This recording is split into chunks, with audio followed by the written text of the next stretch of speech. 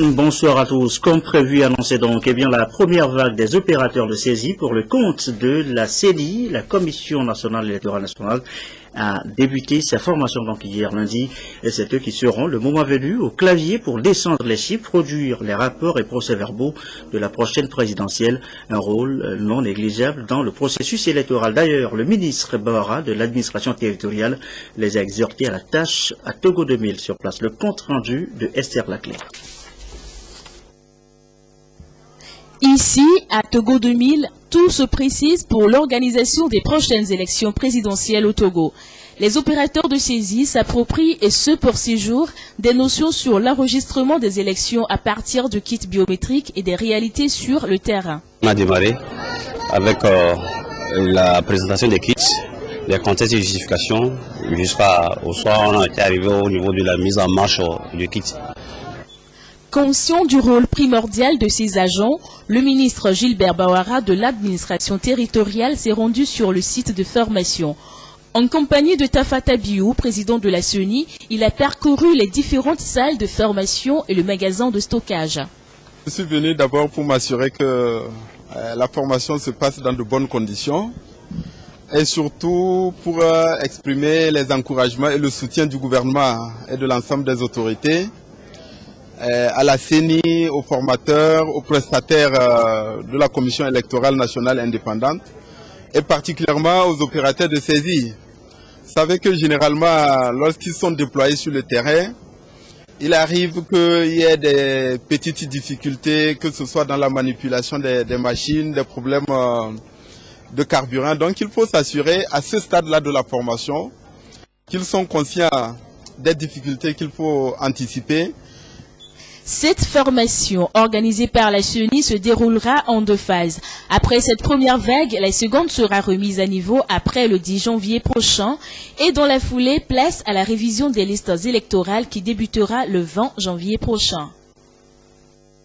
Et on reparle d'élections dans le courant de cette édition. Autre sujet évoqué maintenant, et c'est notre deuxième titre, ce phénomène de la nature, l'harmattan, ce vent sec et frais, lâché par les alizés du Nord et qui nous dessèche la peau, les narines, avec lui son cortège de maladies.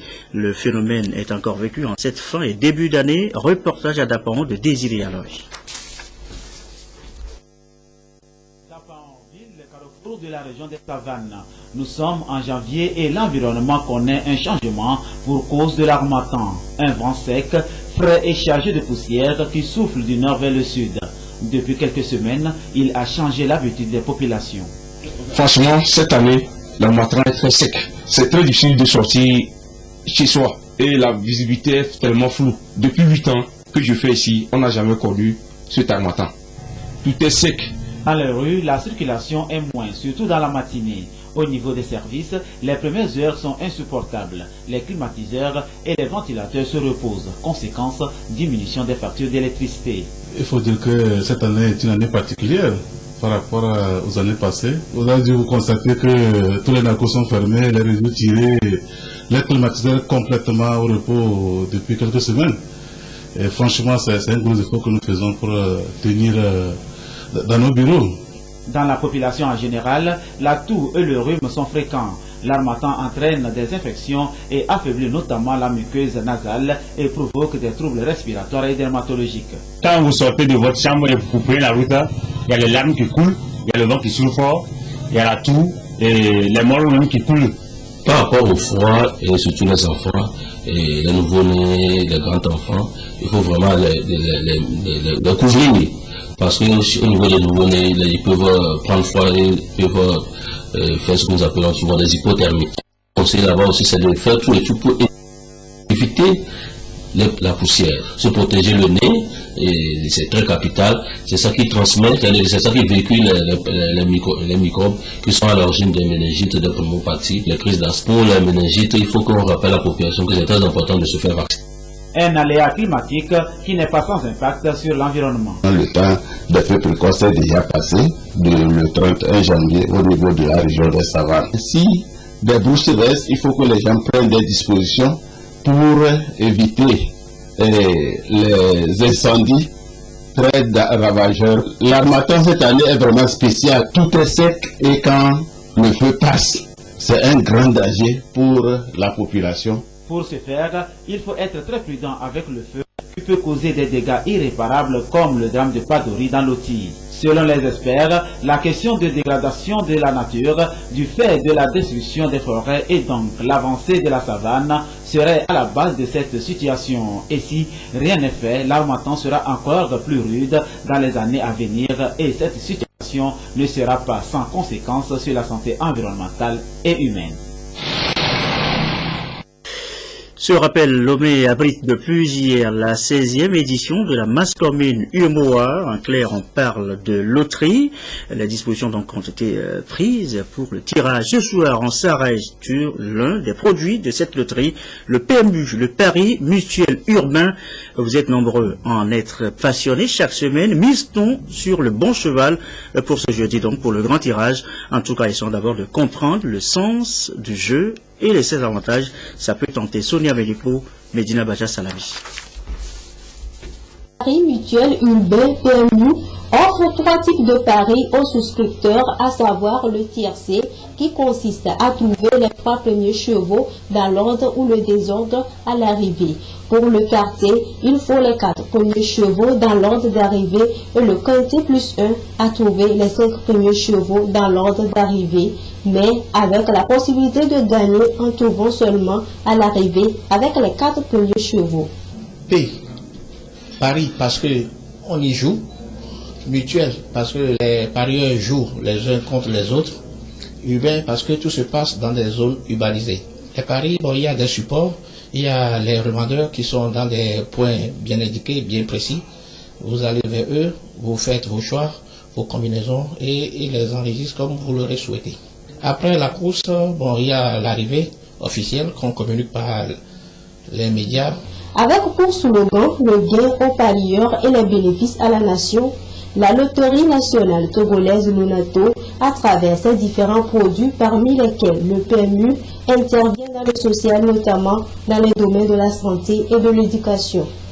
Les parieurs sont invités à miser gros au PMU cette semaine. L'intérêt du Togo d'organiser la masse commune, c'est sur le plan régional, comme on l'aurait souhaité, la politique, l'intégration des pays. Il y a les pays comme le Bénin, la Côte d'Ivoire, le Burkina, le Mali, le Niger, le Sénégal, le Togo. Ce sont ces 5 pays qui constituent, qui mettent ensemble leur masse pour en faire d'une manière générale une masse commune. Les parieurs, je les appelle à beaucoup plus s'intéresser au PMU, comme ils le font déjà. Après la 15e édition qui a eu lieu à Bamako, au Mali en 2014, c'est au PMU Togo qu'est revenu l'honneur d'organiser la 16e édition de la masse commune. Les résultats sont attendus jeudi prochain pour tout l'espace UMOA. On reparle de la prochaine présidentielle, comme annoncé tout à l'heure. C'est la période de pré-campagne. Le parti UNIR mobilise donc ses troupes dans le Wawa. Les populations acquises, les salutations du chef de l'État, chef du parti ont été transmises et surtout ce message de paix lors des prochaines consultations. Le compte rendu de Yves Agbevivi. Religieux et la rencontre avec les points focaux, c'est par Gobé, une localité située à 43 km à l'est de Badou, que le ministre Fiatosé Senou et sa délégation ont commencé leur rencontre avec les populations. Que ce soit dans la dite localité ou à Bénin ou à Doumé, en passant par Alossounoukope, l'ambiance est la même, un accueil chaleureux réservé à la délégation qui s'est toujours fondue dans la masse. Fiatosé Senou, ministre de l'urbanisme et de l'habitat, a saisi ces occasions pour rassembler davantage les populations multiethniques, mais qui sont appelées à vivre ensemble avant, pendant et après la présidentielle de 2015. Nous avons profité de cette occasion pour leur transmettre les salutations chaleureuses de son Excellence, Monsieur le Président de la République. Nous leur avons dit aussi bien à Gobé, à Ekona, à Bénin, à Doumé et à Badou et à Imoussa de garder le sang-froid et la maîtrise de soi. Parce que nous sommes dans une période où tout Togolais a besoin de faire un effort pour éviter la violence. La descente sur le terrain effectuée du 2 au 4 janvier 2015, juste donc après la célébration des fêtes de fin d'année, a été pour la délégation et les populations une occasion de renforcer leur amitié.